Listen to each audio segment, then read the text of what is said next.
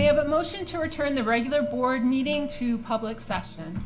Mr. Bulin, Ms. Bleckinger, all in favor? Motion carries unanimously. I call the regular board meeting to order. All board members are present. Good evening and welcome to those in attendance. Please be advised that in the event of a fire and emergency and an evacuation should be necessary, an alarm will sound. Please note all marked emergency exits and evacuate well away from the building. At this time, we request that everyone turn their cell phones and other electronic devices to silent. Thank you. We are on item 3. Dr. Brown Hall, I turn it over to you for the school and district spotlights. Board President, thank you very much and good evening. New places, new faces, and new opportunities are hallmarks of the start of school. From new administrators to teachers, students, and families, building community is critical to the first days and first weeks of the year. As new administrators, Heim Elementary Principal Claire Licata Michael and Assistant Principal Natalie Davis found a unique way to bring the building together. I'd like to welcome both of those administrators to the podium to share more about this initiative.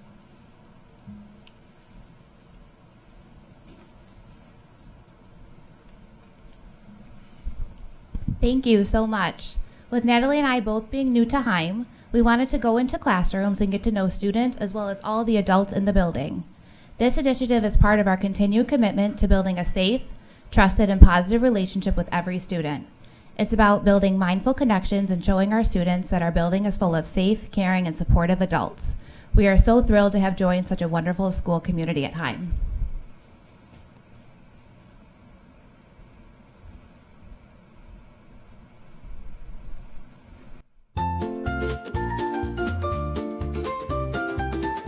With Natalie and I both being new at Heim, it was really important for us to get into classrooms, to get to know everyone in the Heim community. So teachers signed up, we came in, we read a book and asked our students a few questions, really get to know everyone in the classroom. I am right back on my feet again. Has anyone ever fell off a skateboard? Yeah. That probably hurts really bad. During our activity, we did ask students, what is something that you want us to know about you? And a lot of students said really beautiful things, and Natalie and I also got to answer those questions, so it really built connections with the students. My name is Caleb, and the thing I'm fierce about is how good I am at flag football. Ooh. After we read the book as an added icebreaker, we were able to all get into a circle and we had a little game with a beach ball. So on this beach ball, there's all different questions. So I would ask a question, for example, what are you good at? So a lot of the kids were able to talk about, things that they're really good at. So really just another chance for us to get to know them more. What's your favorite animal? Cross between tiger shark, great white shark, and saltwater crocodile. If you could open up a restaurant, what food would you serve?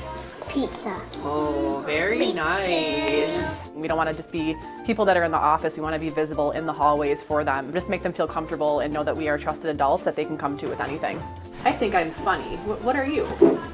Silly. You think you're silly? When all of our students and families feel connected, we see so much more success within the classroom. Whether it's math or a social activity, the engagement between each other is so much more positive.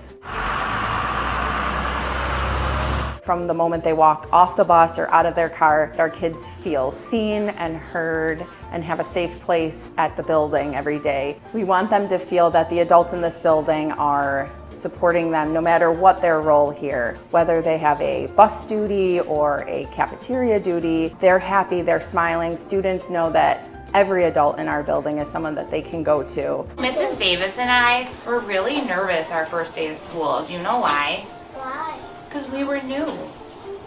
We didn't know anyone here. Yeah, but now you do. We do. It's really special for me just because I noticed after doing these activities, the kids now see us in the hallway and they give us a high five and say, hi, Mrs. Davis. They get excited to see me now. They they know who I am. And also not only do they know who I am, but I know who they are. I know a lot of them by name. So that's really exciting. When I count to 3, I want you to show me your favorite dance move. Ready? 1, 2, 3. I'll do it mine. Getting to see smiling faces who are so excited to be there, it really just makes our jobs worth it. We have really phenomenal teachers and support staff here at Heim. Our students are very lucky. We want students to look at us and know us as humans and know that we are safe people for them. And together we're going to have a great year. Awesome, thank you.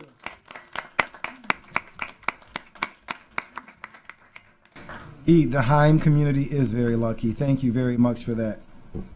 Next, we know literacy is a foundational component of education. Reading is truly a year-round endeavor to keep students engaged in learning to instill a lifelong love of literature. Please welcome Country Parkway Principal Nate Barnes, who will share how the school and the PTA work in unison to keep kids passionate about reading.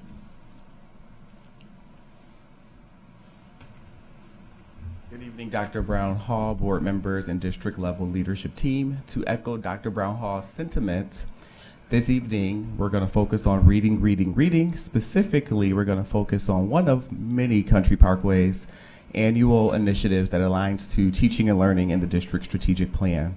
To cultivate an organic and intrinsic love for reading, each year we promote reading through our annual Summer Reading Challenge, which culminates with a back-to-school reading celebration in which students receive a variety of prizes based on various levels of reading that they achieved over the summer. In addition to cultivating an intrinsic love for reading, the goal is to bridge the gap between the summer months and the launch of the school year so that the transition back to teaching and learning is successful. As we know, if students have an organic love for reading, then when they're asked to perform a task connected to reading, they're that much more prone to be successful to do so. So we hope that you enjoyed the presentation that has been put together for you this evening. And if you haven't already done so, we hope it encourages you to grab a book and read for your own personal pleasure. Thank you for the opportunity to highlight our school. Thank you. Thank you.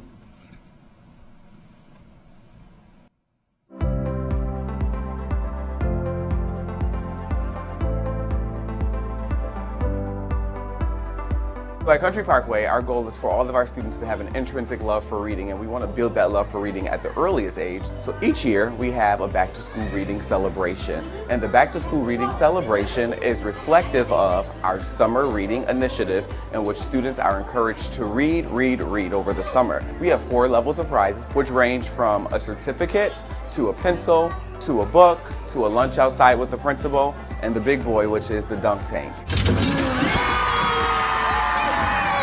Any student that reads over 1,500 minutes, they get a chance to dunk the principal in the dunk tank. If you're a level 4, you could dunk Mr. Barnes. The best part about reading, like if you read different books, the more knowledge you'll know. It actually encourages me a lot when I'm able to sit down and have informal conversations with children, such as during the lunch with the principal. I'm able to see their language development, their vocabulary, their background knowledge in real time, which that much more confirms the importance of reading. You can read as many books as you want. You can learn about stuff, and it's better for your eyes than watching television or playing games. The book fair is really an important piece to the start of our school year. What better night to come out and be able to peruse really fun, new, engaging books and be able to start your year on a really positive note for reading. I found Sonic, Elliot! I found Sonic. To see the students be as excited as they are as they run through the bookshelves and the tables in the gymnasium, it's awesome. The Country Parkway PTA is really here to enhance their learning experience. And so for us to be able to blend with the teachers' initiatives and be able to continue to build that momentum for their love of reading makes everything so worth it for us. And as a parent, that speaks volumes, and that is the best part of everything. Who can show me the front cover of their book? I love myself a good fantasy book. It's like the wonderful stories. I imagine I'm in the book with the characters. I just like reading. I do it for free. It's gratifying to be able to hear students say, I loved reading, I love snuggling up in the bed or sitting under a tree and reading a book. Regardless of what content you are learning, you have to be able to read. Whether you're in mathematics or whether you're in chemistry, reading is really the core, it's the nucleus. So when we do a really good job at rallying around the topic of reading and building a love for reading when students are young, when they're in their intermediate years, when they're in their secondary years, they're able to successfully engage in the task that's necessary to be academically successful. That's awesome. Thank you very much, Principal Barnes. Family at Country. Finally, tonight, we want to take a moment to thank 2 retired individuals who have provided leadership, stability, and mentorship through several administrative changes in our district. Mr. Kevin Lester worked at Williamsville South for more than 4 decades. After retiring in 2017, he has returned to South as substitute teacher and a substitute administrator on 3 separate occasions, and also spent time at KC Middle and Transit Middle, where he is now as a substitute assistant principal.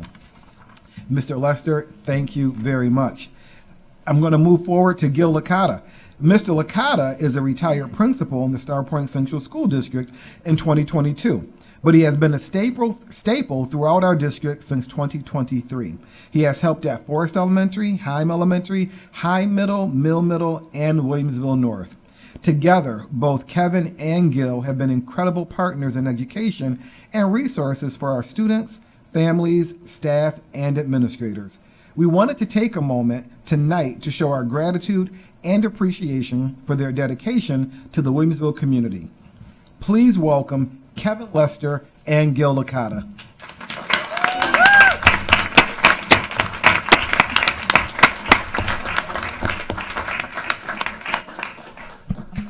So I have to tell you all, every time we have a situation where we have to fill in for an administrator while we're looking to hire something, I always say, do you think Kevin will do it again? Do you think Gil will do it again?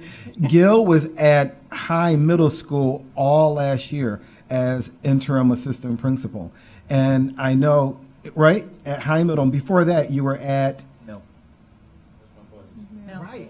right at Mill too, absolutely. And Kevin's everywhere also. And Kevin, when we needed him to fill in that transit earlier this year, I said, Dana, you think Kevin will do it again? She said, I'll call him, and he was right there for us. So I want to thank you both sincerely for helping out. You know our school community. You've built community in our school. So thank you very much, sincerely. I just wanted to say I would like to thank the district for keep bringing me back. It's somewhere I've been 54 years now.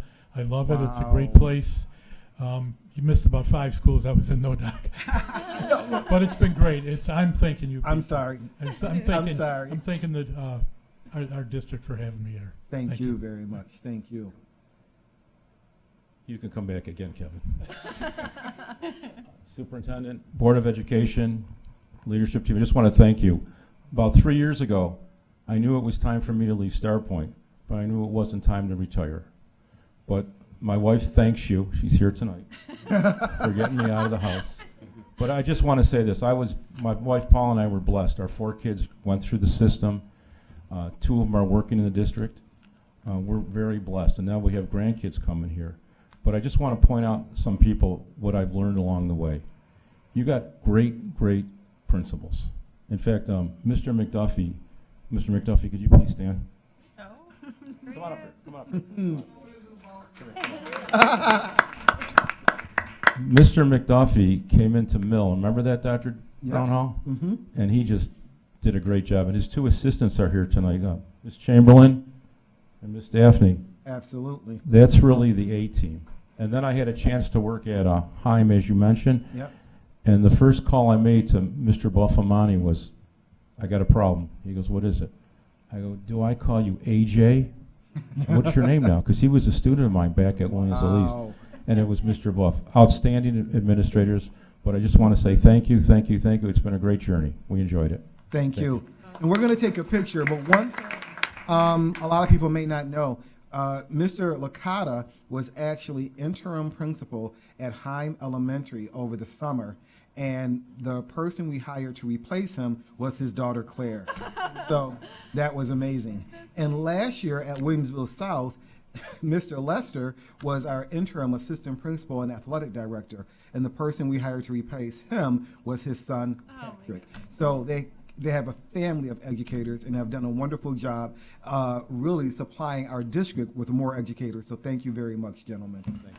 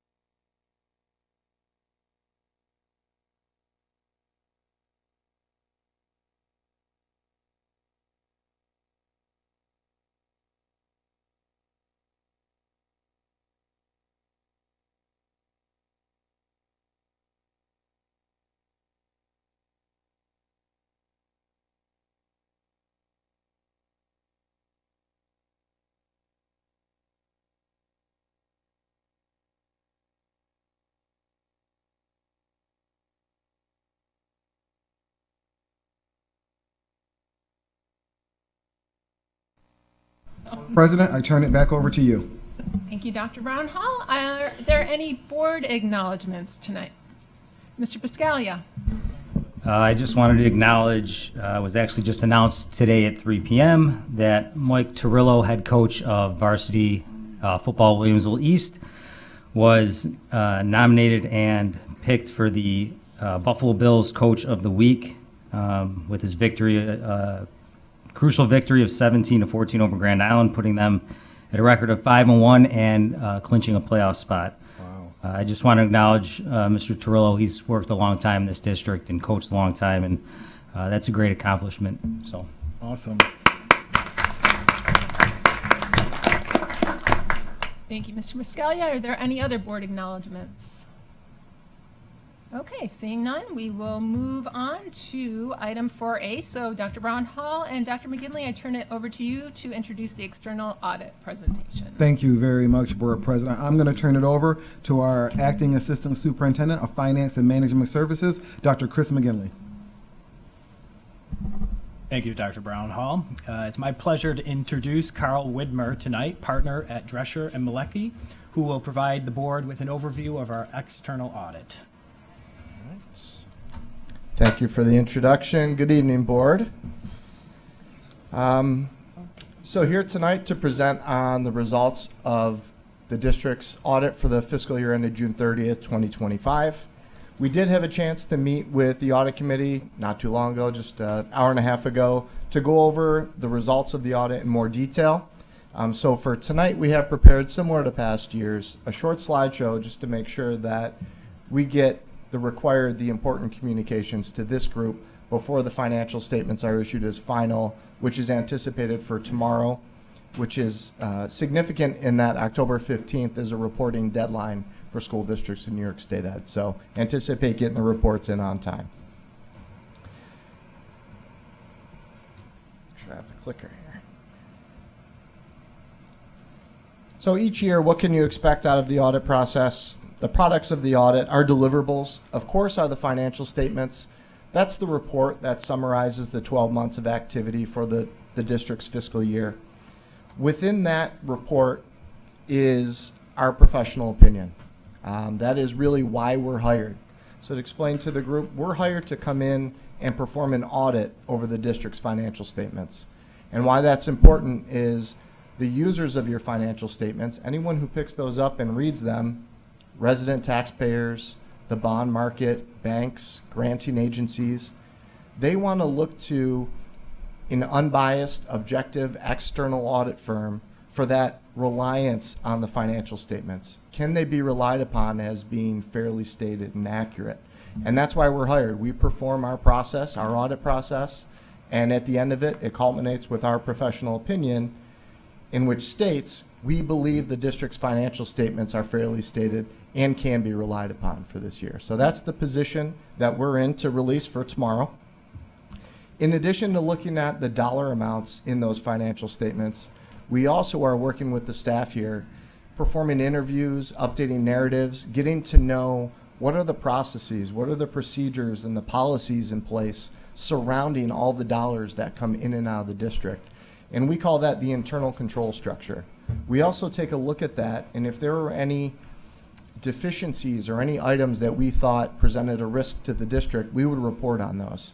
So I'm happy to report tonight that there are no reportable findings over internal control. So a clean report card from that side. The second item here is a single audit report. This is one item I communicated to the audit committee earlier that is a little bit different than past years in that it will be issued at a later date. This audit is performed under guidance which is provided by the federal government. Each year, they have an annual update to this guidance that myself and my staff at the firm use as the basis to perform a compliance audit. They haven't released the annual update for this year yet. So the district's financial statements will be issued separately. Make sure they go out to New York State by the 15th. And the federal single audit, that compliance audit, I'll be in touch with Chris. And as soon as anything is released, we'll be working to wrap that item up. Next item is a management letter. This is really our opportunity to provide any recommendations that we might have over different processes or upcoming changes to accounting. This year we had a couple really just housekeeping items surrounding school lunch activities and extra classroom activities. The auditor communications, this is something that we go into greater detail with the audit committee, but tonight I would just like to present to the group one of the key communications is to clarify what our responsibility is, and that's that we perform the audit over the district's financial statements, but that those financial statements are the responsibility and the property of the district's own records.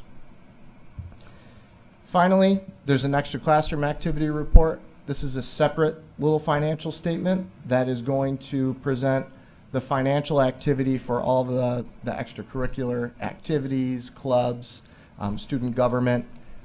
New York State Ed provides the guidance for a separate audit on those items, and we perform that for the district as well. So getting into the highlights for the financial statements for the year, we'll focus in on the general fund of the district, which represents the lion's share of the activity throughout the fiscal year. The graph in front of you is a 5-year trend of all the money coming in, your revenues and transfers in, that's your blue line, compared to the money going out, your expenditures and your transfers out. That's your red line. And what you'll see if you're looking over the 5-year trend here is the first 2 years, spending was above the money coming in. But most recently, the past 3 years, your blue line is on top of the red line, which is indicating that you brought in more revenue than you spent in expenditures. What that turns into is an increase in the general fund balance, the equity position of the general fund. So focusing in on this year's audit of 24-25 fiscal year, total revenues, that blue line for 25 is $241 million of total revenue, a growth of about $10 million from the prior year, which is primarily attributed to state aid that came in much higher than was anticipated at budget time. Money going out, expenditures were just shy of $214 million for the year, pretty consistent with the prior year. Operating costs, instruction costs, salaries, those did increase, as you would expect, along with contracts, steps, and so on. But the district's local share in funding capital projects was reduced compared to the prior year. So that just about netted each other out for a consistent performance over the last 2 years. So that total revenue of $241 million over expenditures of $214 netted a $27 million increase to the fund balance position of the general fund. Here's a 5-year bar graph of your total fund balance. So if we're looking at the top of all the way to the right, your 24-25 fiscal year, total fund balance is now at $133.5 million, up $27 million from last year's 106. The red portion here is meant to illustrate the portion of fund balance that represents restricted funds. There are legal reserves that the district maintains, something that this board monitors on a regular basis. The total restricted fund balances represent just over $118 million for the year, and the unrestricted portion, that blue portion, is at $14.8 million, which we'll break down on the next slide. That $14.8 million is broken down between assigned and unassigned. That red portion is your assigned, basically representing funds that have already been spoken for in the next year's budget. And the area to focus in on in the blue is called your unassigned fund balance. This is fund balance that's not earmarked or restricted for any particular purpose. This money is available for the district's use for whatever they need it. This next slide will focus in on that amount because New York State has real property tax law 1318, which states this type of fund balance should not exceed 4% of the next year's budget. So each year, management looks closely at the ability to fund the restricted fund balances and then notes that they have maintained an unassigned fund balance at that 4%. So the district has been in compliance with the real property tax law requirements for each of the last 4 years. Finally, just a slide here with contact information. If anybody has any questions, I urge you to reach out, a call, email, whatever works. It's a pretty quick interaction tonight, and if you have a chance to look through the financial reports and have any questions, I'd be happy to answer them. But overall, it was a successful audit and enjoyed working with the district. So if anybody had any questions tonight, I'm happy to answer. Board members, are there any questions? Carl, thank you very much. Thank you for your presentation at the audit committee meeting that was held this evening at 5:30 also. So we appreciate it, and we appreciate your partnership. And thank you very much, Assistant Superintendent Dr. McGinley also. Thank you both. Thank you very much. Board President, I turn it back over to you. Thank you, Dr. Brown Hall. We are now on item 4B, public expression. I call on Parliamentarian Poulin to review our public expression format. Welcome to all who have come to observe this regular board meeting. Per policy 1510, the board allows for up to 30 minutes for this first public expression period. This is a time when we invite members of our school community to share ideas, opinions, and concerns with us. While we are here to listen carefully, we take your concerns seriously. Public comment is not a time for discussion. Therefore, please do not expect us to respond tonight. Instead, you will receive a response by email sometime after our meeting. Because we want to maintain mutual respect and civility, please ensure that comments are delivered in a respectful manner to the board directly. Also, under state and federal privacy laws, we are unable to entertain any comments related to employee personnel information or any topic that may disclose information about a particular student. On these matters, we ask that you go through the appropriate administrative channels. Please note that individuals are required to sign up prior to our meeting, and each speaker is allotted 3 minutes for comments. You'll be signaled at 2.5 minutes so that you may conclude your remarks. At this time, we will begin our public comments. After I call on you, please step up to the podium and state your name. Our first speaker this evening is Jeffrey Fute. And just a reminder, I know Parliamentarian Poulin just reviewed this, but please do not identify any particular employees or students in your comments. Thank you.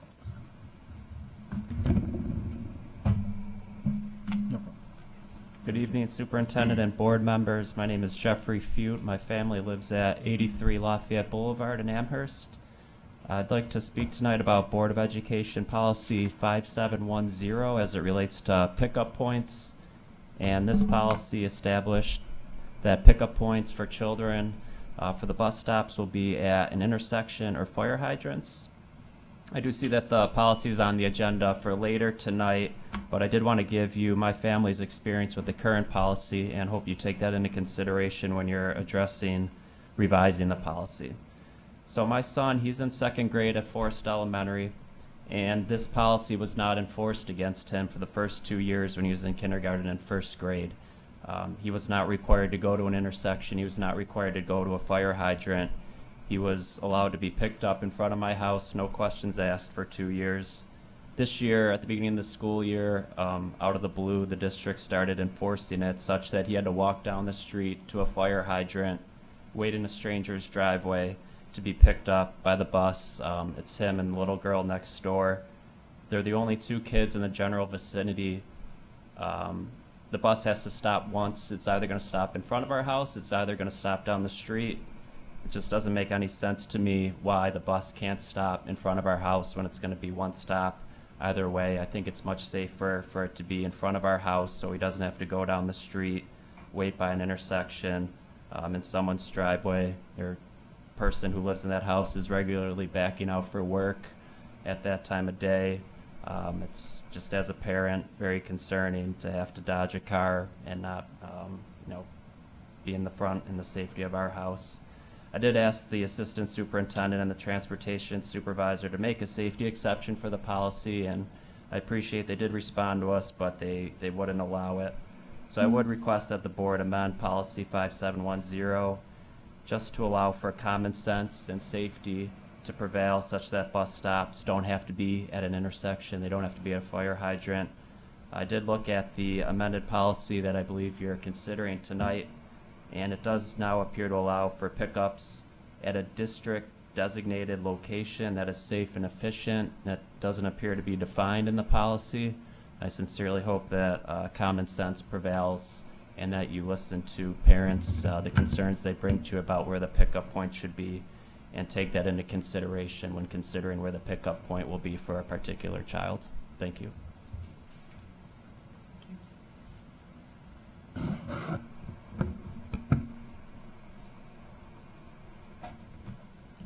Our second speaker is Rachel Bruce.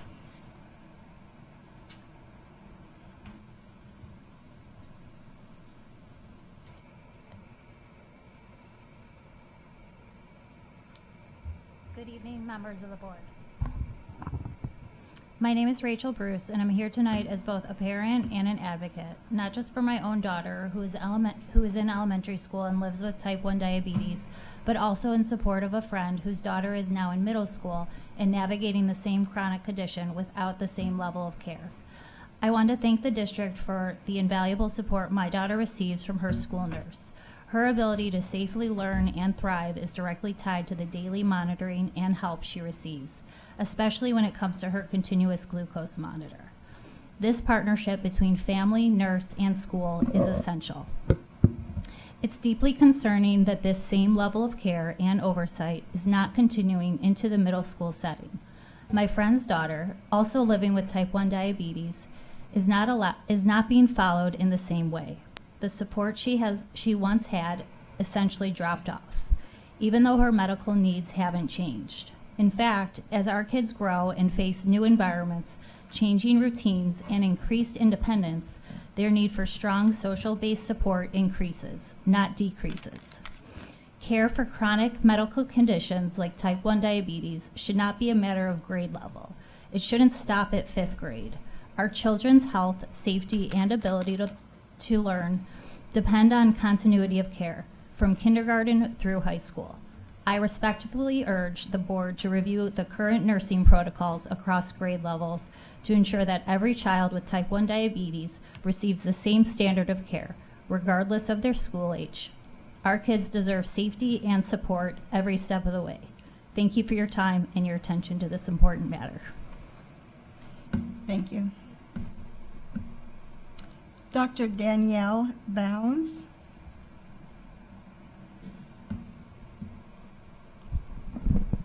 Good evening. Hello, I'm Dr. Danielle Bounds. I'm a doctor of physical therapy who works with the geriatric population, including those with dementia. As a doctor of physical therapy, I evaluate, treat, advocate, and educate. I also spoke at the board meeting last April where I advocated for proper accommodations in UPK for my now 4-year-old son, a type 1 diabetic. So imagine my disappointment when I see an article regarding diabetes and lack of remote monitoring in the same district. It appears that the Williamsville Central School District still lacks empathy and common sense in regards to this condition and importance of proper management. In attempting to understand the reason this continues to be a problem, I've come to the conclusion that more education is needed regarding the seriousness of diabetes. So here I am today. Type 1 diabetes is an autoimmune condition. Other autoimmune conditions include hypothyroidism, RA, MS, lupus, and Crohn's, to name a few. Anyways, type 1 diabetes is an autoimmune condition in which the pancreas attacks itself by mistake and destroys the insulin-producing cells. In other words, the pancreas in type 1 diabetes no longer produces insulin. None.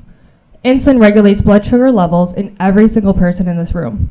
Blood sugar levels fluctuate day to day, minute by minute, based on many factors, including stress, hormones like growth hormones, puberty hormones, what you eat, hydration, illness, activity level, and time of day.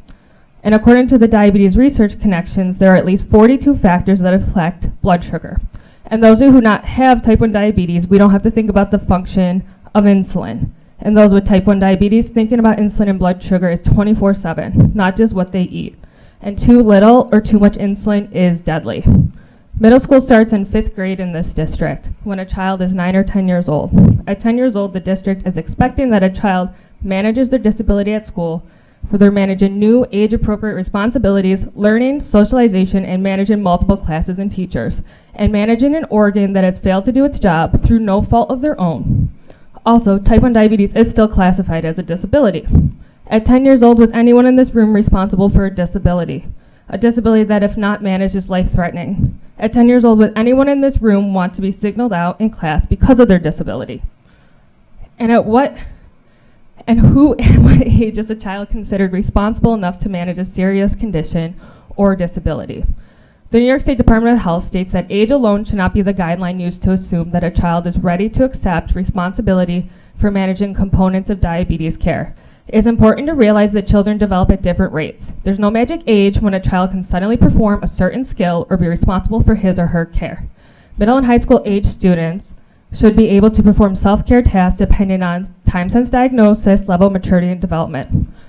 Before I leave, I'd like to remind everyone of Elijah's Law, which in New York State mandates that all school districts have specific policies for severe allergic reactions. This law was named after a 3-year-old that died due to anaphylaxis. In reviewing this law, I came across a powerful quote. It shouldn't take a tragedy to create change. Elijah did not die in vain. We need to create impactful legislation in your state to require a bill aimed at preventing another tragedy like Elijah's. So what will it take? Thank you for your time.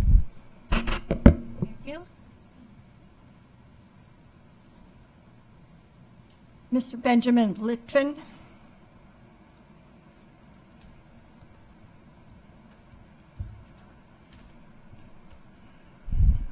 Good evening. My name is Benjamin Litvin, and I'm the father of a type 1 child who's concerned for my daughter's safety and privacy. In 2023, my wife stood in this room asking for something simple, the use of remote CGM monitoring for children with type 1 diabetes. At the time, Williamsville was one of the only districts not using this technology. The district agreed to implement it, but only for elementary students. Now we're back. Our daughter's in 5th grade. She's 9 years old, supposed to be in 4th grade. Still just a child, balancing being a kid with the constant demands of type 1 diabetes. What you can see, she wears a CGM and an insulin pump. She carries a backpack full of medical supplies all day. She has a phone to monitor her blood sugar. What you can't see are the sleepless nights, the forced juice when she's low, the needle sticks. She just wants to feel normal. This technology makes that possible. It's free. It's an app on an iPad in the nurse's office. It is to be viewed at scheduled times defined by her doctor. It alerts when her blood sugar is dangerously low. It's safer, it's more efficient, and it's more discreet. When she moved up to middle school this year, remote monitoring was removed from her 504 plan without our consent. Now teachers are asking her blood sugar in front of her classmates. She's embarrassed. She feels singled out.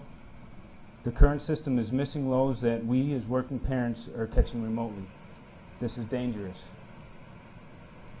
We're asking for you to use the technology as it is intended, how every other district uses it.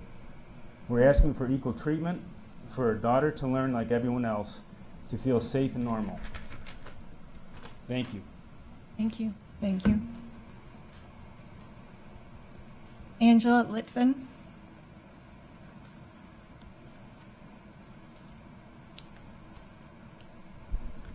Good evening, members of the board. My name is Angela Litvin. I'm the mother of a child with type 1 diabetes who is being reminded that she's different because of how this district has chosen to treat her. I've emailed the principal, superintendent, and all of you as well. I have tried everything. We had a meeting with our endocrinologist, a specialist, who generously gave over an hour of her time to help this district understand how remote monitoring of her CGM could help keep her safe and feel included. The district's response was to require my daughter, a 4-foot-tall child, already carrying a backpack full of medical supplies, to lug around an iPad the size of her torso and discreetly hand it off to every classroom teacher. That was your solution. That was your solution for inclusion. No other district does this. No other district would even suggest this. How is this the least restrictive environment? Why is Williamsville trying to circumvent technology that's designed to protect children? The suggested method increases liability. It involves more people with less training. Teachers are not clinicians. They should not be responsible for interpreting blood glucose data while they're trying to teach. And let's be honest, carrying protected health information around the building is a breach of confidentiality waiting to happen. I requested teacher training records, since the teacher's diabetes training directly impacts my child's care. And I was told to fill out a FOIL request and wait 20 days. The teachers are caring for my child now. Why shouldn't I have access to their training? We moved here from another district in 2023. They had 2 full-time nurses per building. They remote monitored students in elementary, intermediate, middle, and high school because they understood that teenagers rebel and younger kids need support. They didn't place the burden on a child or on teachers. If Williamsville's current staff can't manage this safely from the health office, then hire a second nurse. Hamburg did, Lancaster did, Lockport did, so have other districts. You saw the media story. Kenton changed their policy immediately after it aired. You were provided with the administrator's email tonight. You were also provided a list of 39 other districts in Western New York that remote monitor CGMs from the health office. You were given 2 Department of Justice settlement letters confirming that remote monitoring is a reasonable accommodation under the Americans with Disabilities Act. You were given a copy of a petition with over 1,500 signatures. This isn't an individualized assessment. This isn't safe. This isn't inclusive. The district has made it very clear that they do not care about our child and her needs.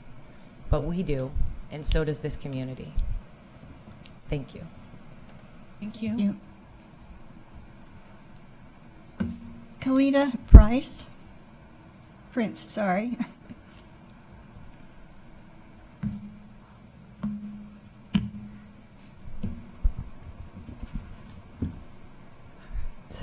Good evening, everyone, and thank you for being here today and for taking the time to listen to the voices of us parents. I'm standing here today as a mother, as a parent, and as a friend.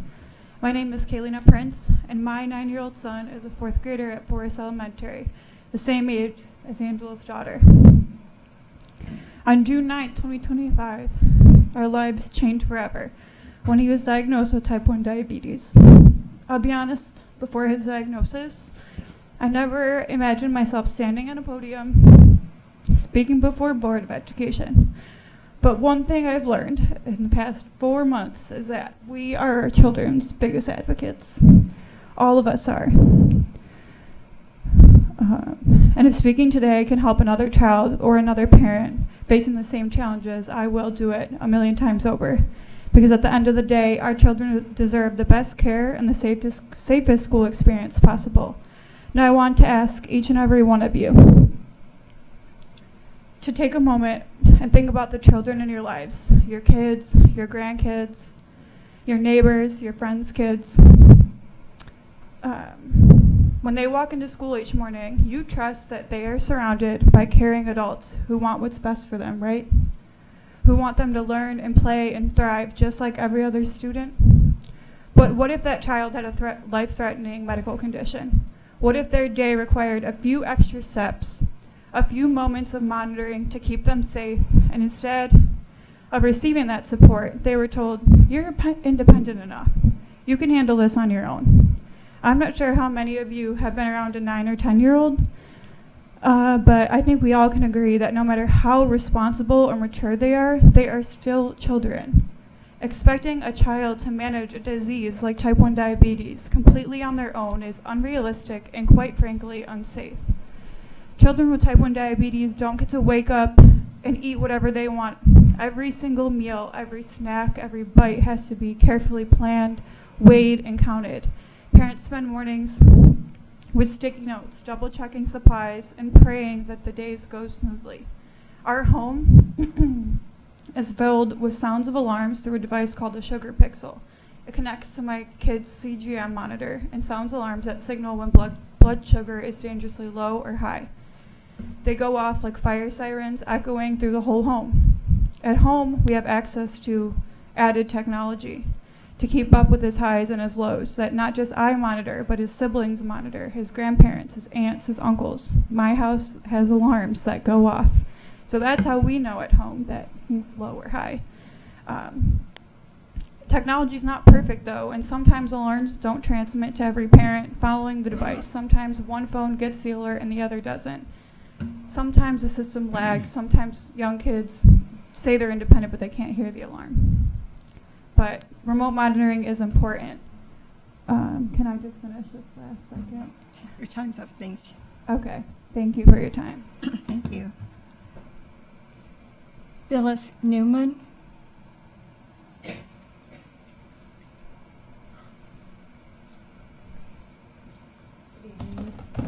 Superintendent, members of the board, and community.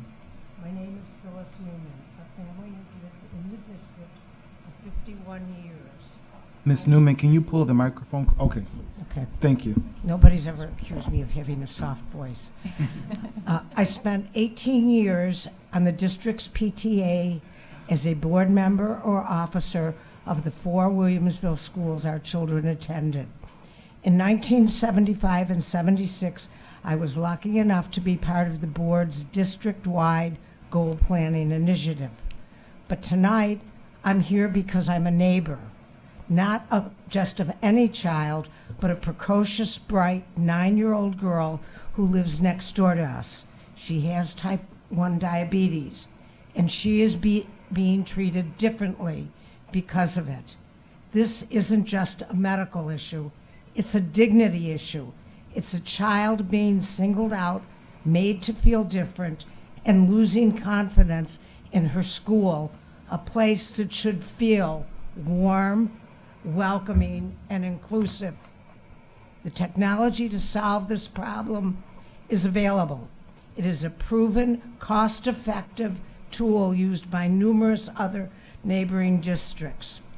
What seems to be missing here in Williamsville is the will to use this technology as it was intended to be used. None of us plan or expect a diagnosis of juvenile diabetes in our children or grandchildren, but it happens, and wouldn't we all want the best technology for our loved ones? Remote continuous glucose monitoring is not a luxury. It is a lifeline. It is a way to protect this child's privacy, and that of every other child who lives with type 1 diabetes. Remote CMG protects privacy, safety, and the right to learn without shame. No child should be made to feel like a spectacle because of a medical condition. I urge you to act. Review your policies, equip your health offices, train your staff, do what is right, not just for this amazing little girl, but for every child who deserves to feel safe, included, and respected. She is not asking for special treatment. She is asking to be treated like everyone else. Thank you. Thank you. Lynn Suberstein.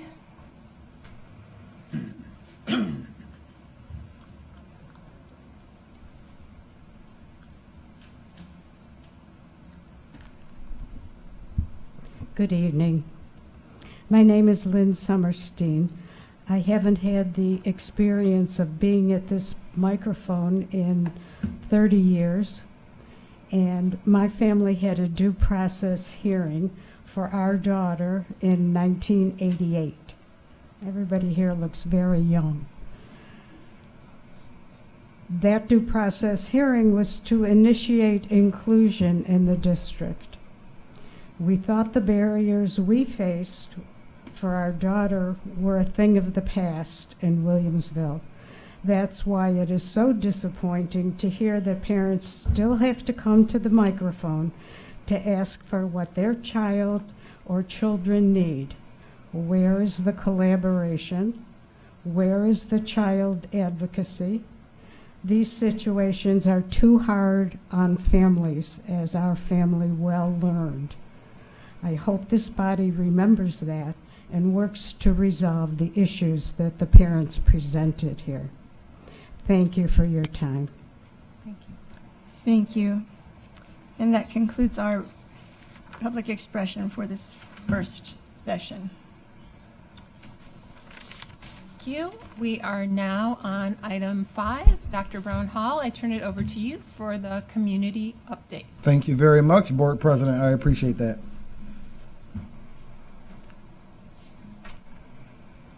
The community update for Tuesday, October 14th, 2025. First and foremost, I want to really thank Assistant Superintendent Dr. Marie Balin and our Executive Director of Communications, Mr. Nick Filipowski, for the work they did in chairing the Handbook Committee.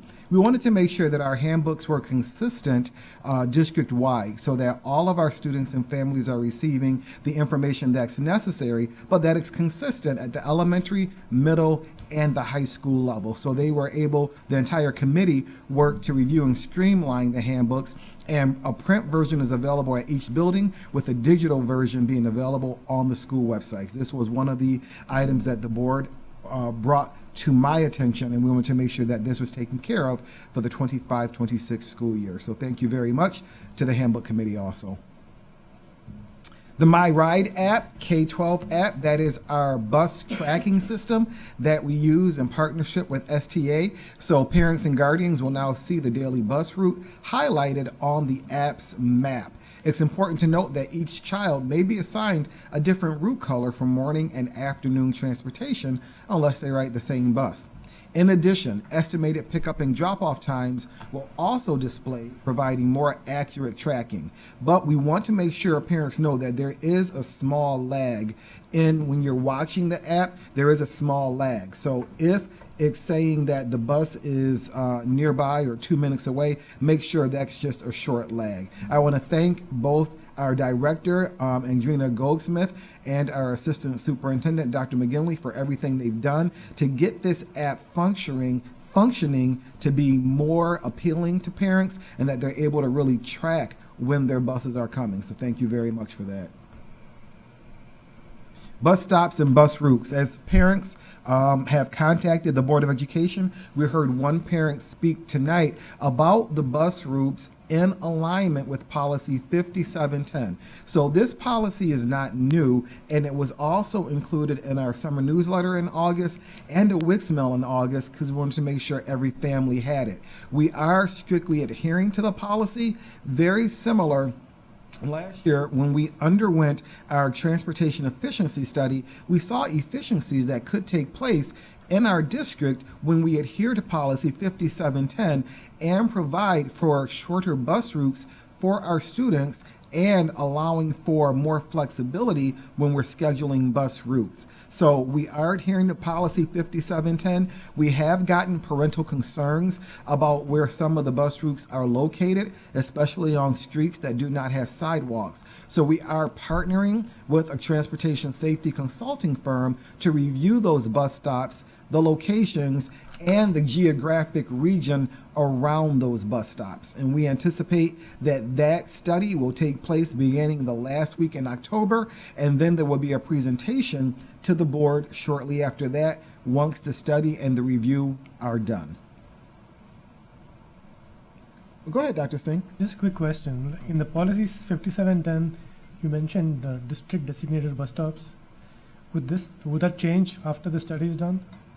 Or So in the policy, what you're referencing is the policy that is up for the first reading tonight. That additional language will allow more flexibility if the study is completed and recommendations come back that are not in alignment with the current policy 5710.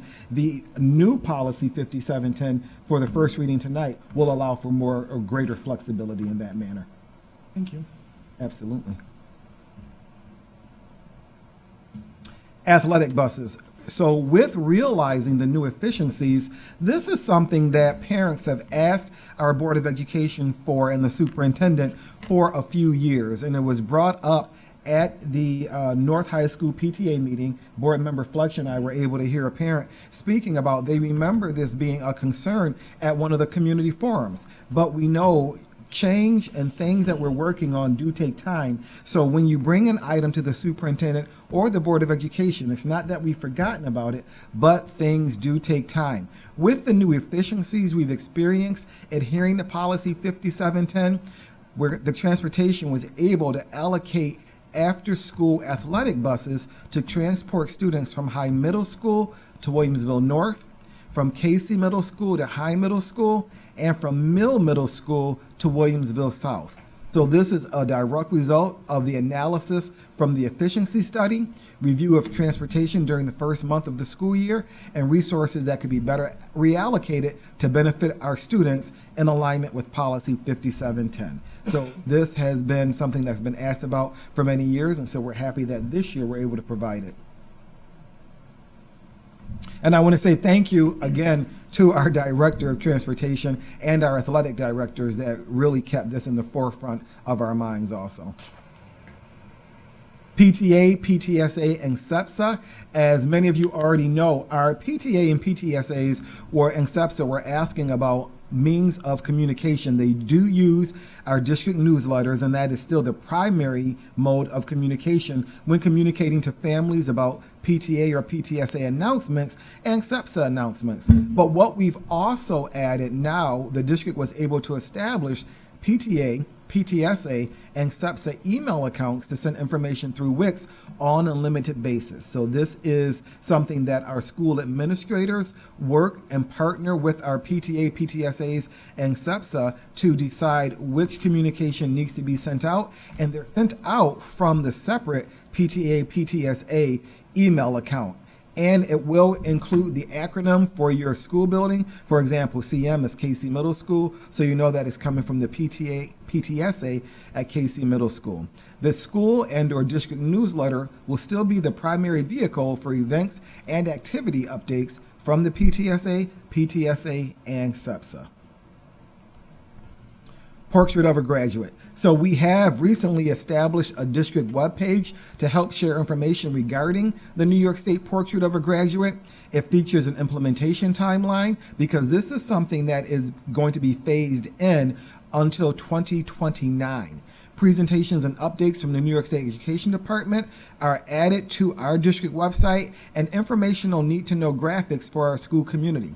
I always want to applaud our communications department under the leadership of our executive director, Nick Filipowski, because any initiative that we embark upon, they create great graphics, they create a website with a plethora of information and a timeline so parents, family, and community members see exactly when these milestones are. We will also, as part of the Superintendent Speaker Series this year, have a 4-video series on Portrait of a Graduate to really break it down and really have a chunking opportunity for families to understand everything that is incorporated in the New York State Portrait of a Graduate.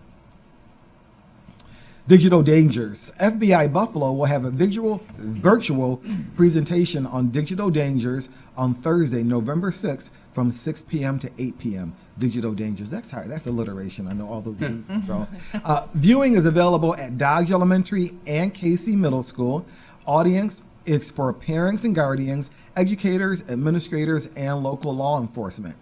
Digital Dangers is a virtual presentation designed to inform parents, educators, and school communities about today's most pressing online safety concerns and provide resources for parents and educators to use at home and in the classroom. A Wix mail will be sent on Wednesday, October 15th. Again, we are hosting the viewing on Thursday, November 6th at both Dodge Elementary and Casey Middle Schools. Our family flu clinic will be on Monday, October 27th from 4:30 p.m. to 7 p.m. at the Casey Middle School small cafeteria. You will need to enter through door 10. So park in the athletics parking lot and enter through door 10. Please bring your insurance card, and appointments can be scheduled by clicking that link in the community update. Shots available to those 4 years of age and older. Most major insurances accepted, and they're listed there. Our community forum with the Board of Education and Superintendent will be held on Saturday, November 1st from 9 a.m. to 11:30 a.m. at the Williamsville South High School cafeteria. So as you saw this evening, we cannot respond when our public and parents are actually coming to speak at the board meeting. The community forum gives you an opportunity to interact with the Board of Education and the superintendent. We can have dialogue back and forth. You can ask questions and they can be answered. Very, very different than when you come to speak at a Board of Education meeting. The board provides 2 opportunities for this every year, one in the fall and one in the spring. So the fall date is Saturday, November 1st, and we look forward to seeing our community, our parents and guardians, and our students at that community forum. October is Principal Appreciation Month, and so we want to honor our principals. We appreciate everything they do to run efficient and effective schools in our buildings and really make it an intentionally inviting environment, not only for our students, but for our staff and faculty also. So thank you to all of our elementary, middle, and our high school principals who are listed up here on the screen. So I encourage you all, when you are dropping your kid off at school or going to a PTA, PTSA meeting, just make sure you're giving our principals a good thank you. We get a lot of emails in administration about things that may not be going well, but it's always great to get a thank you email and a highlight of things that are going well. And speaking of things that are going well, we want to thank our Board of Education in Williamsville for always being so supportive of all the educational initiatives in our district to really make sure our students continue to receive the very highest of educational opportunities in our district. So this is Board of Education Appreciation Week, October 13th to the 17th. So I want to thank all of our elected officials, including our student board members. Thank you for all you do to make sure that we provide the best education possible in Williamsville. Same thing goes for our board members. Please shoot them an email if you see them in the grocery store. Give them a thank you. I know it's very easy to talk about, things that might not be going well or we need to work on, but really express to the board the things that are going well and thank them for their volunteer service that takes up a lot of their time. Cancer awareness. So this is Cancer Awareness Month. I am part of the Men Wear Pink campaign, so I will be wearing pink every day throughout this month, hence the pink suit. So we know that breast cancer affects both men and women. We want to bring more attention to that. The American Cancer Society is working to make sure that money is funneled to find a cure for breast cancer and to support individuals with getting their necessary mammograms when necessary and providing support to families that are dealing with breast cancer. So again, every day this month you'll see me wearing an article of pink clothing or a pink suit, and that is to really increase awareness for cancer. That is a community update. Today's October 14th, 2025. Any questions, board members? All right, thank you very much. I turn it back over to you, Board President. Thank you so much. We are now on item 6A, and as Dr. Roundhall just discussed, our board community forum is on November 1st in South High School. We hope to see many members of our community there. Our board retreat is going to be December 3rd. We have an upcoming building visit to Forest, South, and Mill on November 4th. And we recently had building visits to North, Ames, and Casey. And during that time, we were able to observe the facilities and also instructions that were happening in the classes at both North and Casey. Does anyone have comments related to any of the items in 6A? Okay. 6B, would any of our student board members like to provide a report regarding recent and upcoming events at your school? Okay, why don't we just go down the table again? Does that work? Yeah, that sounds good.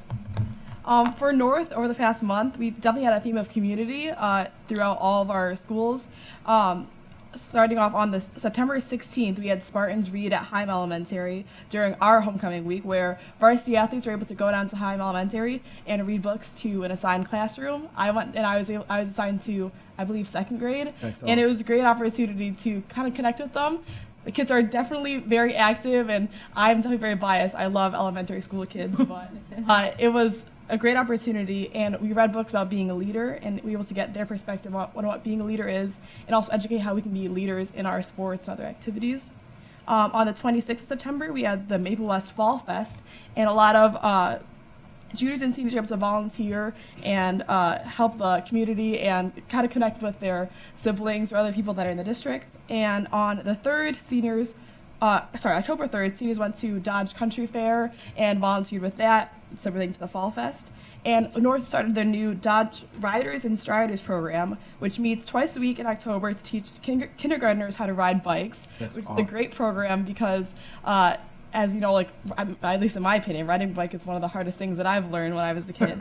So by having an older person that you look up to that goes through your district, definitely impacted their positive outlook, and hopefully throughout the rest of the month it gets better and they learn how to ride bikes, but definitely a good sense of community. Also, as well, we have the upcoming Country Parkway Fall Fest on the 24th of October. And we're returning to our math and science development program peer tutoring, which, along with community, is relying on each other's strengths to better our knowledge in school, which any student is able to sign up for a subject that they believe that they are well-adjusted to or a class that they did well in, and assist other students that are currently taking the course. It's unsure how many classes we'll be able to provide tutoring for, just depending on how many people sign up. But in the past, it's been very successful, and I myself have been part of the program in the past, and it definitely has helped a lot with people's grades. As well, we've had 40 students from North, Casey, and Heim that were chosen to be part of the NISMA Area All-State Music Groups, which is an accomplishment in New York where you're able to play for the Erie All-State Orchestra or band or chorus. And it's just definitely a great recognition. The fact that we had 40 students alone is amazing. So congratulations to the students that were recognized. We also had our second Be Good, Do Good Tuesday, which is based off of Josh Allen's quote. And we were to find pumpkins throughout the halls where they had an act of kindness written on and receive a prize for it. So this kind of influenced community, but also showing kindness in simple ways. It also is a fun activity to just run around the halls trying to find pumpkins so you can complete an activity. As well as we are continuing our Be Good, Do Good poker chip cards, which our teachers are able to carry on a fanny pack of poker chips. So whenever they see a student doing something good or showing an act of kindness, they're able to give them a poker chip, which can be turned in for $1 at the Hot Spot or the Snack Shack. As well, they were wearing pink on people were wearing pink on our Be Good, Do Good Tuesday to support DECA's Making Strides campaign, which as well supports breast cancer awareness. 4 Will North students were honored in the 2026 National Merit Scholarship Program as commended students, being they were the top 50,000 students in the nation to take the 2024 PSAT, which is an amazing accomplishment. And we are so proud of those students. And the fact that we have 4 of them, we are just amazed at the academics that have been poured into this district. And a team of students wrote, directed, and performed a stage play called Feet in Bassett Park just last month and established their own theater company in hopes to grow the theater in Williamsville and also get community involved. So by performing at Bassett Park, it was an event where siblings, parents, teachers, and other people in the community were able to see a performance that they did 1,000% from scratch through this district. So very cool. Thank you. Thank you. Thank you, Giselle. DSP? Yeah, the school's been like very lively lately because of the homecoming last week. Every day there was something new going on. We kicked off with like the formal assembly, and I was honored to be part of it as I was one of the homecoming court members. Mm-hmm. Yeah, that was something like I never even pictured happening, and kind of showed like you don't have to start out as the best, but you can be the best at the end. Yeah, you know, you just have to stay consistent and put yourself out there like I did. Yeah.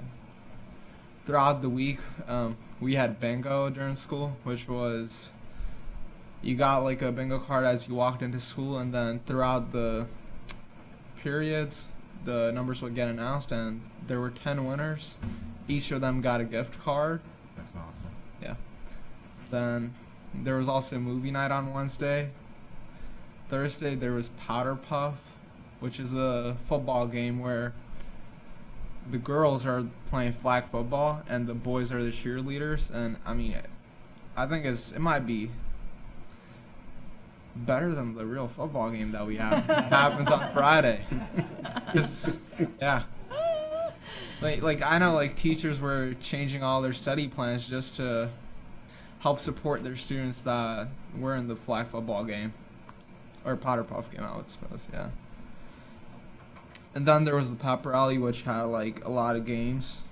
I mean, I can't count, but it basically what it is just like all the classes compete, and it's just like we all get together too, yeah. There was also the Billy's Bash before the football game, which is sponsored by the PTSA, I believe. It had a great turnout. I mean, there was tons of students that came out, and it really added to like the community feel of it that week. And then the football game, which we won, of course. And I want to say, it's not only the football game that day, it's the dance line performing there, the cheerleaders, and also the band, which I know like does a lot of performances throughout the week. And I believe South went to Mill Meadow to the band to perform there. Yeah. Outside of homecoming, there was a new wall sit challenge, which I might have talked about through the weightlifting club, where students and staff compete to see who can hold the wall sit challenge the longest. And it's a small thing, but it's been really fun and positive way to connect both the students and the teachers. And there too, you get to win a gift card. What was the record? What? Longest time. One of the students got 16 minutes. Wow. Which is, I believe, is a record from last year too. Wow. Hey. Yeah, I believe it was just only 6 minutes from last year. Yeah. Whew. Thank you. We all set? Yes, we are. Hey, thank you so much, DSP. Salil? So yeah, it's been a very exciting and busy last month here at East. So September 9th or September 16th, my bad, we had our College and Career Readiness Day, where from 8:15 to 9:15, a lot of college representatives were down in the Commons, and students, they could get passes from their teachers to go down and just interact with the people there. And there was also representatives from Navy and Army, that too, for anyone not interested in traditional college experience. But it was a very fun experience for students to just get pamphlets and just ask the representatives, oh, what's this college about? What can I learn here? And just see tuition, other sorts of stuff. That was fun. Of course, we also had our homecoming week last week, and we had our pep rallies Monday, Friday, and East always has competitive, well, friendly but competitive grade competition where the grades always compete to see in games such as chicken toss and tug of war, who can do the most, and you get points based on that. But I swear, it's rigged for the seniors every year. They always end up winning it against the juniors. But then on last week Monday, they announced the homecoming court. And then on Tuesday, we had our ping pong tournament after school, where you could sign up for either recreational doubles or competitive singles. And there were snacks, and the tables were set up in the Commons, and spectators could also watch. And it was really just a chill event organized by Stuco, where first place got a $15 Amazon gift card, and top 3 just got a picture taken together and posted on the East Instagram. And then on the Wednesday, we had our annual care walk at the track and field, where students would show up. It was a $5 entry fee hosted by NHS, where you could support your grade levels charity. And it was just a great experience for students to get together and just enjoy supporting a great cause. Then Thursday, we had our annual Taste of East. And this year, it was a bit special because Williamsville East, our mascot, we did the Williamsville East Flames. We tend to have a bonfire, but we had Capioco announced a statewide fire ban. So on the Thursday day of, it was announced that there would be no fire that day, and it was a lot of buzz. But we all managed to make it through. It was just very chilly, I'll say. Very cold. But yeah, a lot of people showed up, and in different clubs, basically, what they do is you can show up to the event as adults, parents, you can bring anyone. And you basically pay for tickets. I believe it's 50 cents per ticket. And then you can go up to different tables and purchase different snacks, such as French Club, which I helped at. They were selling pastries, croissants for 3 tickets for not that expensive. And you basically support your friends. So what kids would do is they'd volunteer for tables for time slots 30 minutes to an hour. And then they'd also go interact at the other tables and just hang out with friends. And we also had our Powder Puff game that Thursday. And then Friday, we had our other pep rally where it was basically just our students, our cheerleading team, and our teachers had the annual like dance along, where even though we couldn't record it with our phones this year, it was still fun to watch the teachers dance their best. But then our Williamsville East football game that night, which was quite exciting as it came down to the wire, but Williamsville East managed to beat Grand Island with the last-second field goal. So yeah.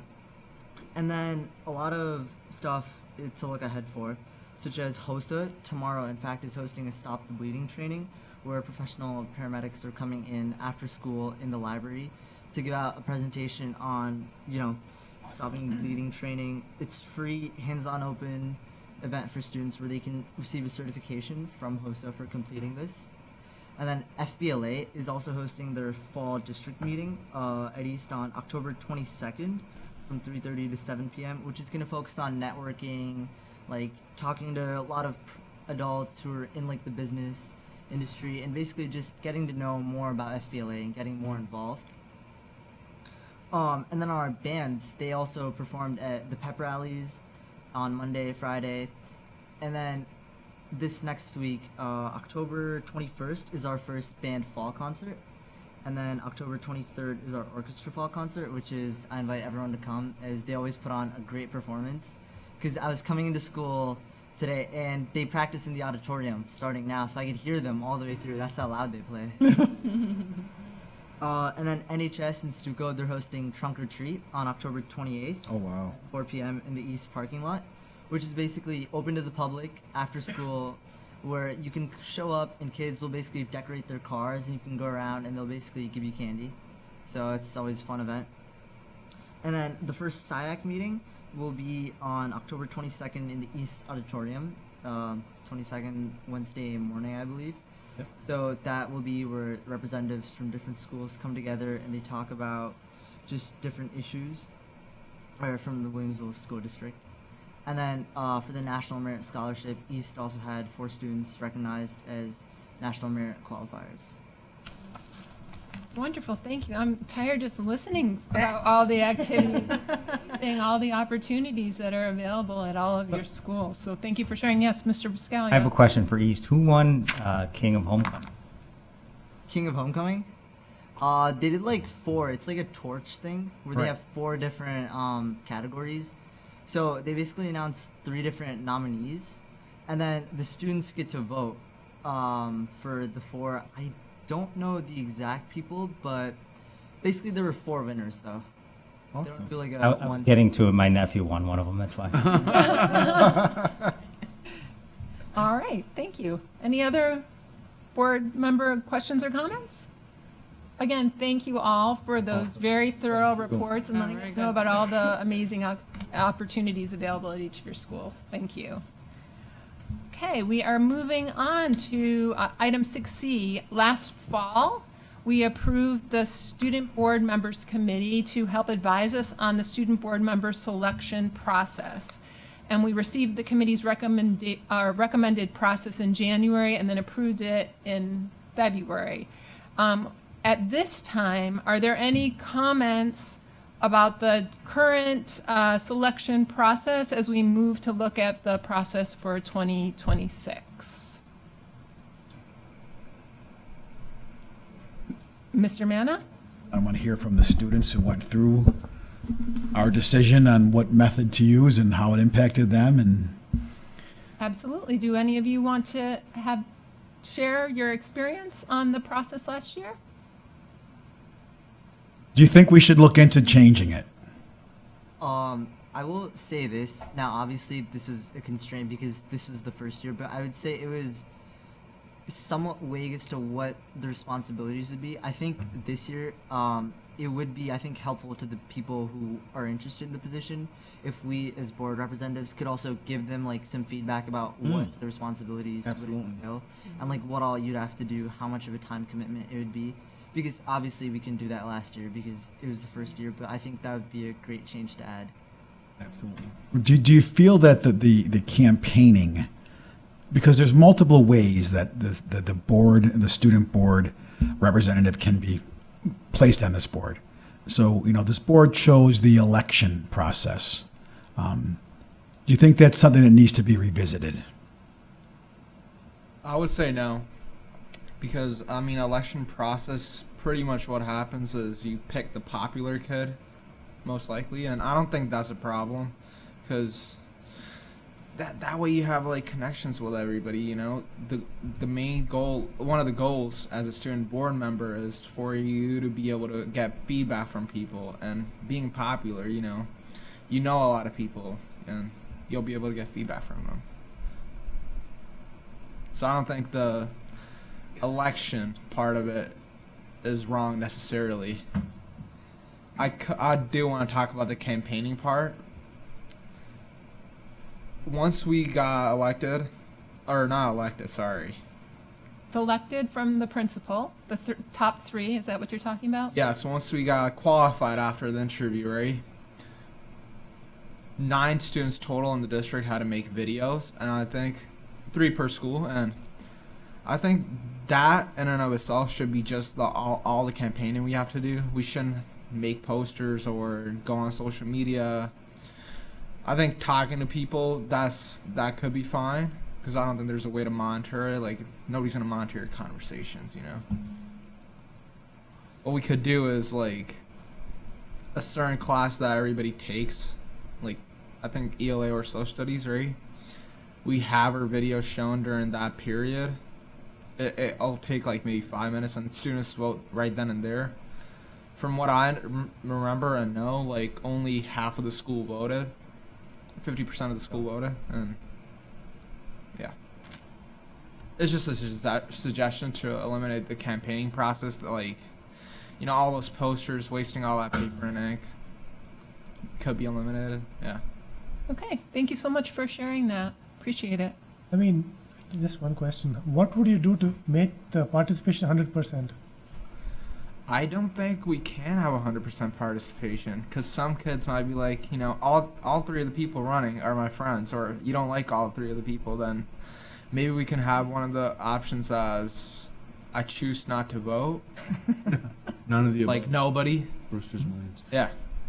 I mean, Talked that's about a weighted vote system, but I don't know how easy or how not easy that would be to go through then all the process and then tabulate who's the second, then the runoff. It'd be a little more cumbersome than. Do we know the percentage of votes or how many students voted? I don't recall. Forgive me. It varied by the school. I don't recall off the top of my head. Yeah, it wasn't. I think actually South had the greatest participation with 50%.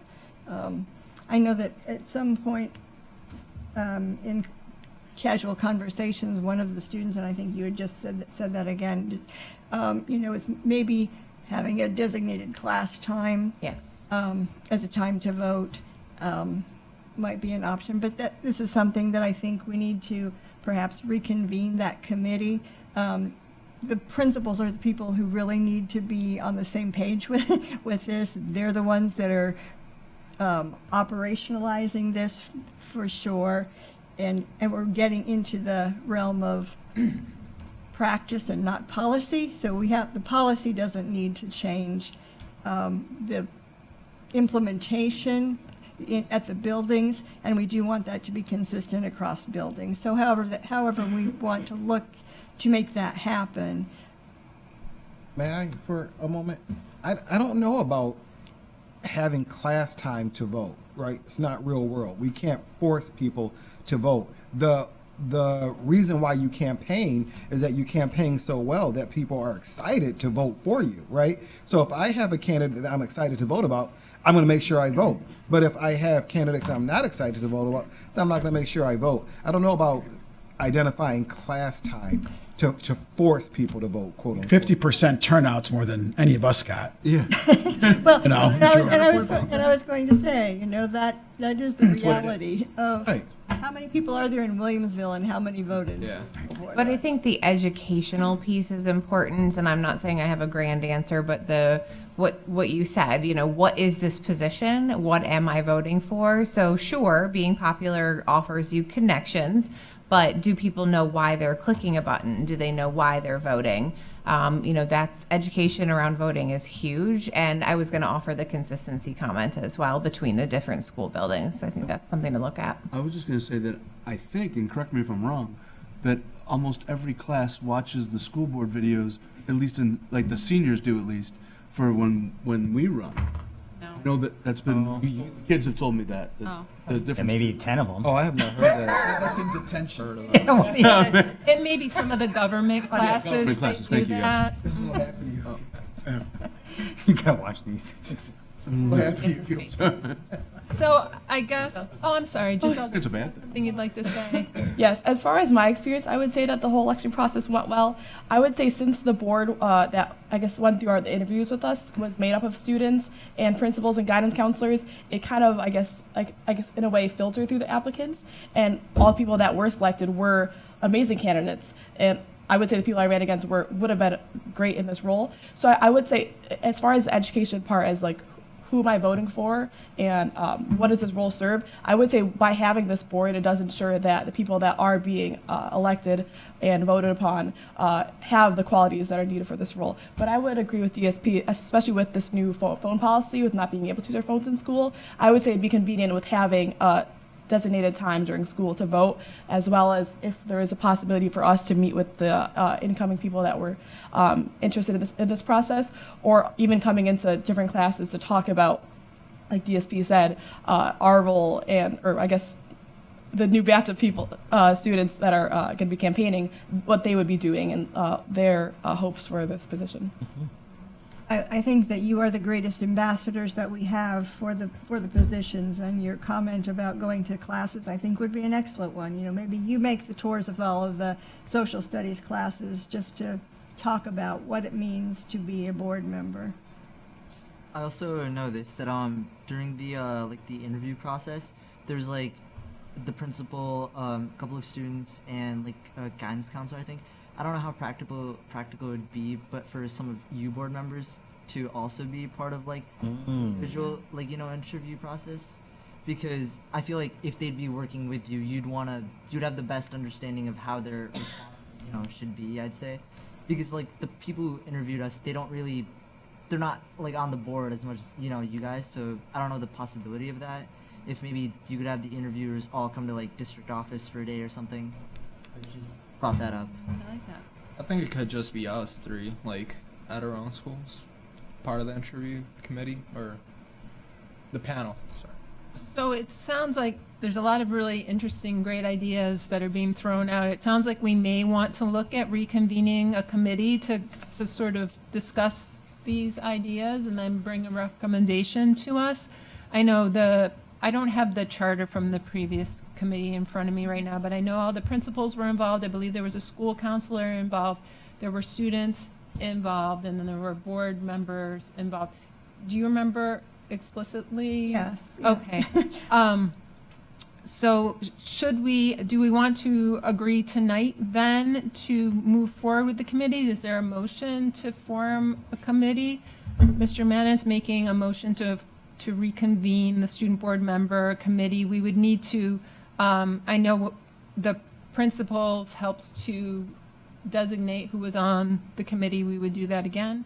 And there's I had a comment too. And Ms. Fletcher seconding?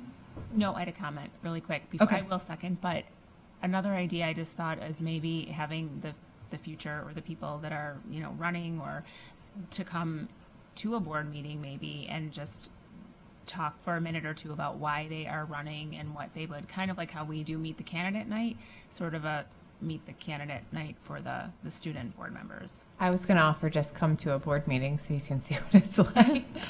Yes. All right.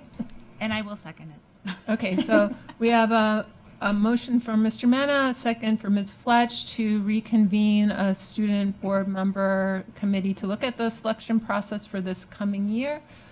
Is there any further discussion on this? All in favor? Motion carries unanimously. Okay, we will move on then. And thank you all for sharing your thoughts on this process.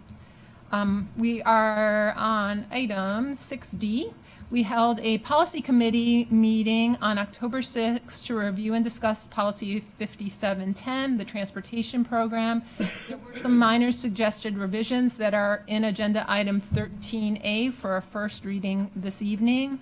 Are there any board member comments or questions related to that policy committee meeting? Okay.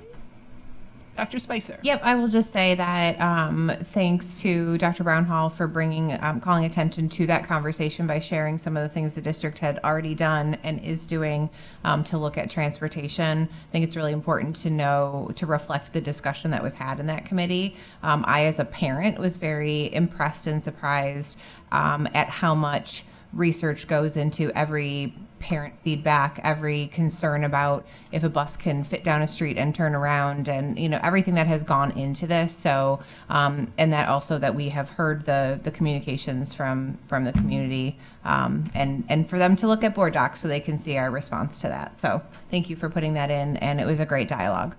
Thank you. Any other comments? Okay, we're moving on to ECSB and NISBA. These items are in board docs. Are there any comments related to ECASB or NISBA?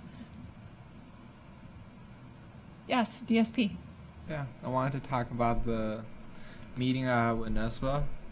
So the student board members had the opportunity to attend a statewide meeting. Conference, maybe. Yeah. Okay. Yeah. Go ahead. I'm just gonna tell what I thought about was the most the point I took away. It was that this whole role of being a student board member and the way we got here, that was all discussed, and it's a way for us students in high school to participate in democracy. Just thought that was a good takeaway. They also mentioned us also running for board members later on, or consider running for a board later on. Got it. Yeah. Board member in training. Yeah. Thank you for sharing. Thank you. Any other comments? Okay, we did have under this item our NISBA resolutions and positions. Board member Blackinger is our voting delegate for NISBA's annual business meeting on October 16th. And typically, our delegate votes according to the NISBA Resolution Committee recommendations, unless we agree at the table to vote differently. So all three proposed bylaw amendments were not recommended by the NISBA Resolutions Committee. The proposed resolutions number 1 through 23 were recommended, and proposed resolutions 24 through 35 were not recommended. So are there any considerations to vote differently from those? Ms. Blackinger. Yes. Number 26 talked about the advocation for legislation that restores religious exemption to vaccine mandates. So I would like to get support from the board on agreeing with this. I feel that this legislation allows families with legitimate religious convictions to participate fully in public education. So most states have found ways to respect both health standards and constitutional rights. So I feel we should also do the same to ensure fairness, inclusion, and equity for all students. Would you like to make a motion to support resolution number 26 then? Okay, is there a second? I see no second. Okay. Were there any other resolutions for discussion? Okay, Sorry. that's Go okay. ahead. Do you have another? Go ahead. Also, number 32, which talked about health and wellness concerning food in our schools that were served. So I'm advocating for higher standards, better oversight, and transparency. Specifically, this was for free from unnecessary chemicals and harmful additives in our school breakfasts and lunches. Okay, so is there any discussion then on resolution number 32? And Ms. Blackinger, I know that you had sent us a proposed amendment that you had. Could you read that? Or if not, I can read it. I have it. Yes. I have it. So it would reframe it to focus on reducing harmful additives, artificial dyes, and unnecessary chemicals in school meals, while also advocating for locally sourced, farm-to-table, and minimally processed foods. Thank you. Okay, is there any discussion on that, supporting that as amended by Ms. Bleckinger? Ms. Poulin? The only comment I have is it too late to submit amendments? Because I think it said September 19th was the... Yeah, it wasn't clear to me if they accept them at the table. I thought they did. They do. They only get published if they're in by that date, but at the table, I believe you can offer an amendment. Yes. Okay. Yes. Okay. Any other discussion on that? So all in favor of supporting that resolution as amended? Okay. All in favor? Motion carried unanimously, so you can support that resolution. And then I just wanted to bring up the resolution number 34, which was that NYSBA advocates for the mandatory implementation of daily recess for all students in schools that serve exclusively elementary grade levels, and that would be in addition to scheduled physical education classes. Would there be a second to my motion to support that? Mr. Biscaglia, is there any discussion on that? All in favor? Okay, again, unanimous, so we can support that as well. Okay, great. Are there any others?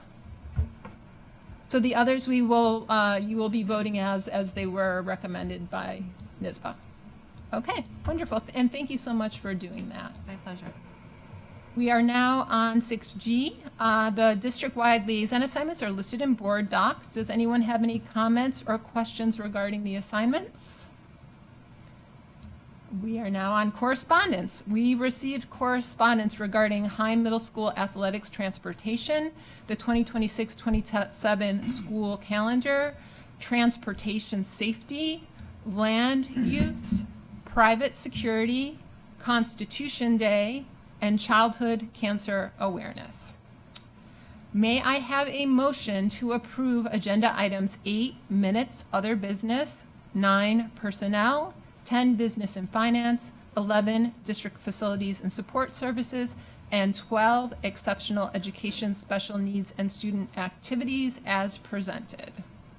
Mr. Manna, Dr. Singh, any discussion? All in favor? Motion carried unanimously. In item 9D, we just approved an amendment to the superintendent's contract with an updated term through June 30th, 2029. I would also like to thank the following retirees for their service to the district. Helen Martinick, Human Resources Clerk with 6.5 years of service, and Wesley Smith, Facilities Lead Mechanic with 21 years of service. Congratulations and thank you.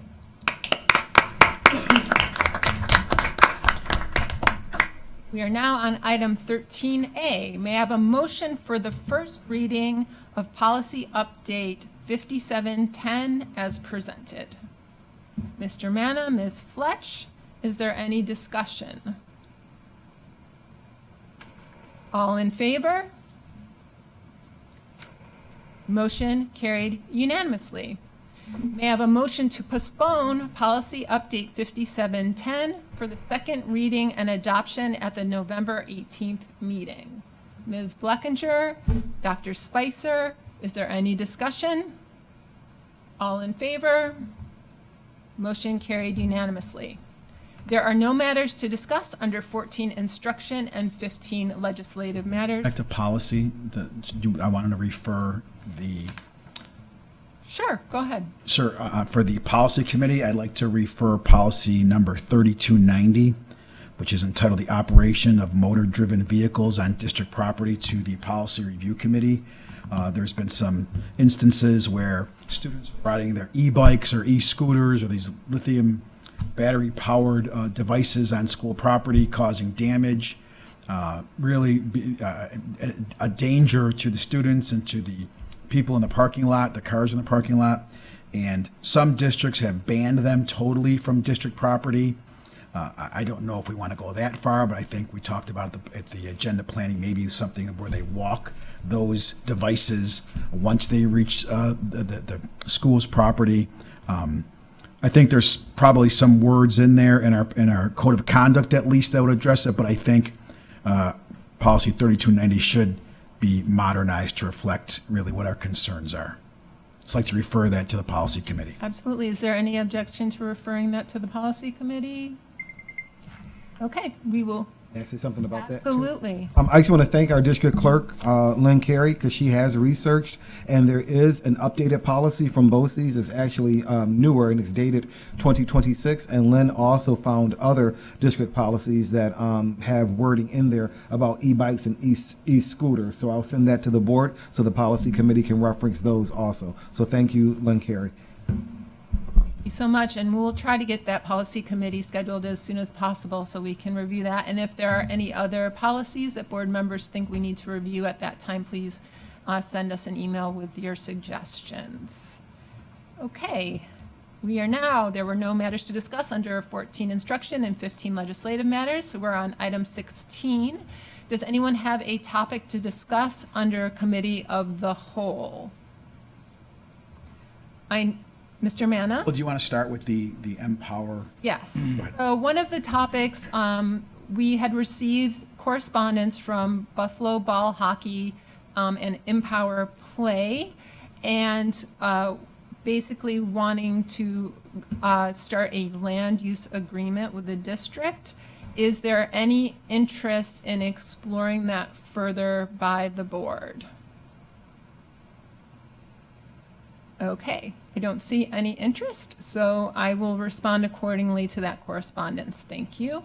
And Mr. Manna, did you have the topic you wanted to discuss? Yes, thank you, Madam President. So at the last board meeting, we voted to ask our attorney to look into the idea of this board starting the process of receiving some kind of stipend or compensation. So our attorney did some research, and, like I said, then it's really a two-part proposition. Could we and should we? Our attorney got back to us with a very well-researched opinion that says we could. It'd be a lengthy process. And to be honest, if we started down this road, the way, government clock works, I will probably be in the Williamsville School Board grave before this becomes a reality, the school board grave. But I think it's important to start. So under my committee of the whole, I am proposing that we create a committee, and it's entitled the Board of Education Compensation Advisory Committee. And it would be, stakeholders, certainly some board members who, we want to hear their opinion on the should we. I look at the city school districts throughout the state that receive compensation. Again, they don't care about their students any more than we do. I think this board deserves some kind of compensation, and so this committee would be a step on listening to what the stakeholders have to say and giving us a recommendation. So I guess I'm making a motion. Is it proper to form the committee and then decide who's on the committee and vote on the entire structure at a future meeting? So there's a motion to form the committee, or at least decide if a committee should be formed. Is that what I'm hearing? Okay, is there a second for that? Ms. Bluckinger? Is there any discussion? Ms. Bluckinger? Yeah, I just want to say I think this is an important initiative. I'd love to see Williamsville lead this initiative, and I think other districts would follow. But it's worth a shot. So thanks, Mark. Ms. Poulin? I think Mr. Manor it brought up two issues, could we and should we. The first, I think we need to look at the could we first rather than the should we first.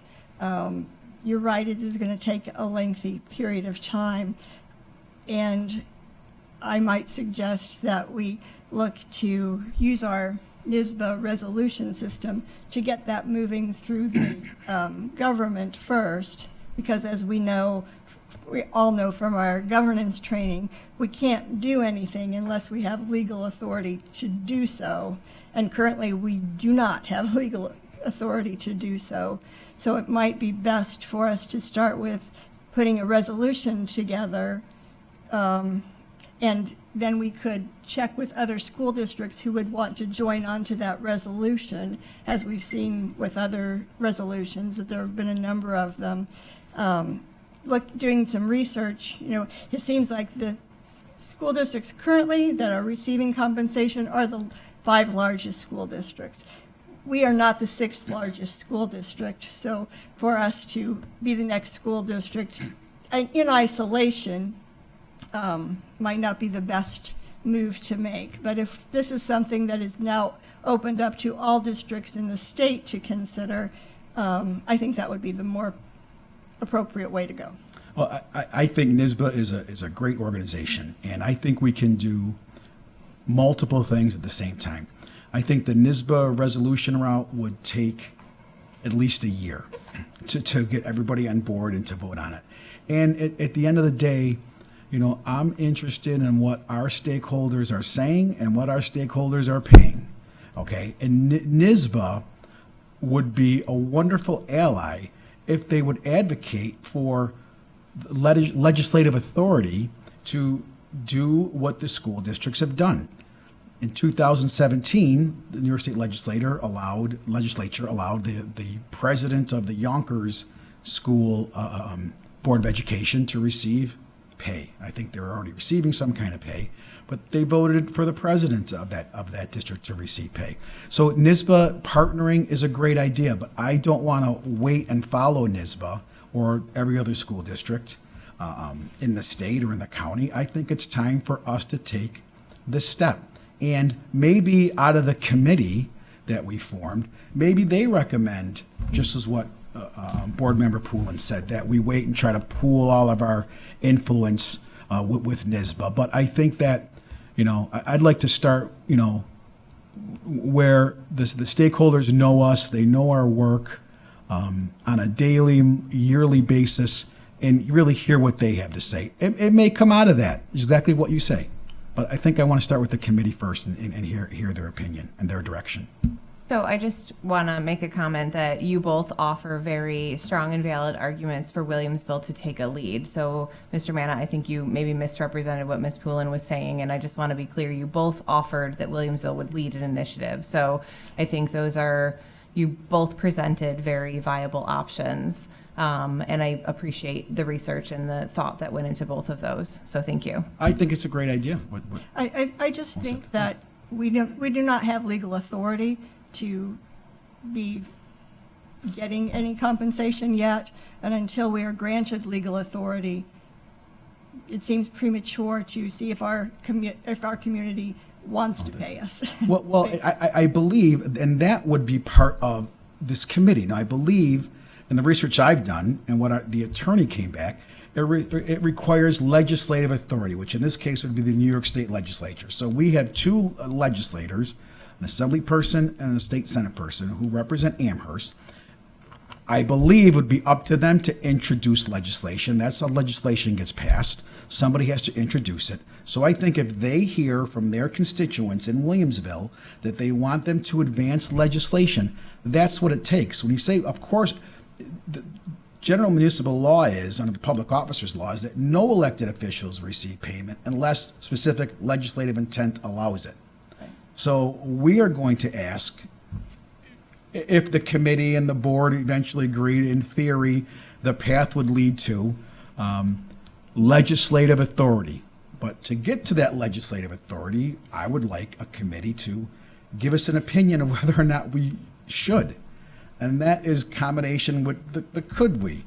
And then we hear from our legislators, who maybe, I know President Kazimierz Bogner suggested, in just a broad conversation, that maybe we tie them in with any committee if we do form one, to hear what they have to say. So I agree with what you're saying, but I think that we have to take the step of forming the committee to let our legislators know that we want them to provide specific legislative authority. I'm thinking. Okay, are there other comments on this topic? Mr. Biscaglia. I think it's important, as Mr. Manna said, a committee, it's kind of look at it like the start school time committee. Did it ultimately pass? No, but there was good conversation, things brought up, and I think that's ultimately what Mr. Manna is looking at is conversations, ideas, seeing what the public thinks. Ultimately, look, when I first ran for the board, I got asked this multiple times. Oh, how much are you going to get if you win? How much are you going to get? And I'm like, nothing. I get, to see constituents and students, and, that's the value of it. I think the public already thinks board members get paid, a lot of them.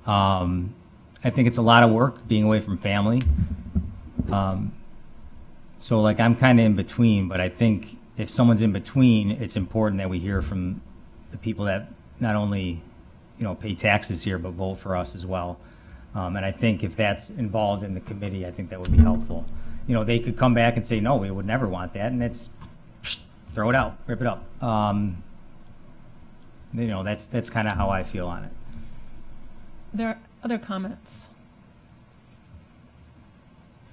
As I said, with the first time we discussed this during Committee of the Whole, I'm always open to doing the research, so I am open to the idea of forming the committee. I would want the committee to consider the idea of going through a NYSBA resolution route as one potential way to have this happen. The only other potential way, I believe, is, Mr. Manna, what you said, would be using our legislators to propose the legislation, to introduce the legislation to the New York State legislator.